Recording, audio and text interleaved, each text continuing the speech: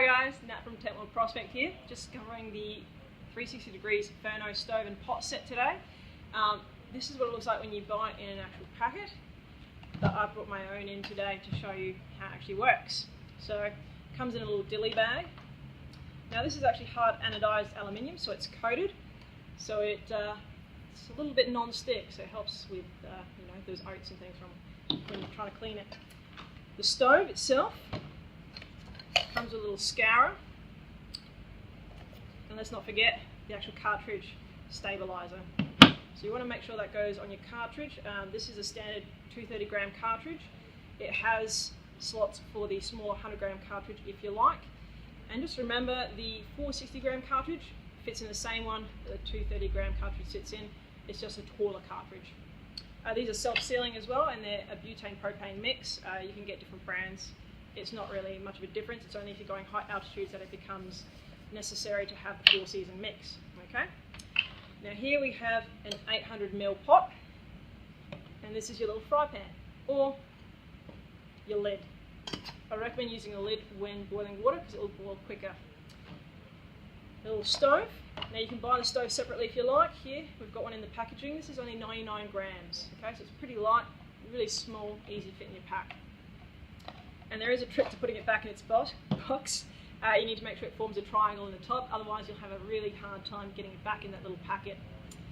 Now, saying that, this is quite a powerful little stove. It is actually 11,900 BTU, which means it's darn hot. Let's just put it that way. Make sure that's in the off position before you start screwing the cartridge on, so we don't have gas escaping. Now you'll notice that this one has also little wind protectors inbuilt, so it's less affected by the wind, but just be aware if it is a really windy day, you do want to use a little wind protector, maybe a little aluminium wind protector you can get. We've stocked plenty of them. So guys, I've got some water handy. We're going to put in half a litre. Now this should boil 1 litre in 3 minutes and 20 seconds. And it does actually boil really quickly. I've used this on the overland track before with great success. And you can actually simmer on this one. So you can actually buy other pot sizes and fry pan sizes because they do sell them in packs. You can buy a little kettle separately if you like, a little pan, pot set. It's quite versatile, so it's good for hiking. But if it is really, really windy, I'd recommend, if you're just boiling water, go the jet ball, but this is pretty good for everything else. Now obviously, you're going to need a lighter for this one. There's no piezo ignition. So on it goes. Just like that. And we're going to pop the lid on here so it boils a bit quicker. Now, just be aware, I learnt this the hard way. If you turn it on full bore, you might melt the handle, so be pretty careful, alright? It can go quite high.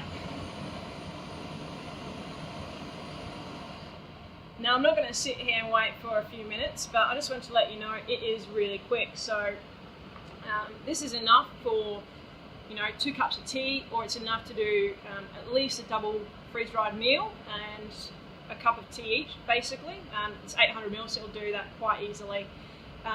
You'll need to measure the amount of water that goes in beforehand. I recommend one of the Delta mugs, insulated, so that you can actually hold it while drinking it, your hot cup of coffee, because it's got measurement lines on the inside of the cup. I can show you that a bit later on. But that's pretty much it, guys.